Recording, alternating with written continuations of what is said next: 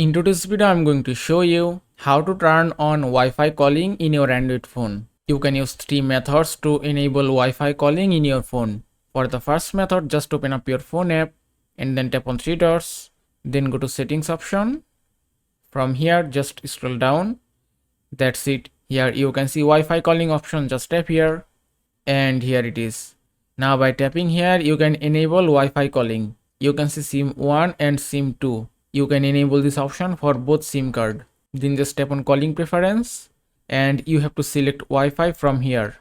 Now for the second method, just to go back and then open up settings app.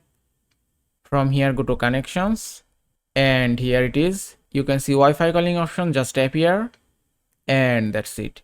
You can also enable or disable Wi-Fi calling from here. For the third method, just go back and then swipe down. You can also add Wi-Fi calling option to your control panel.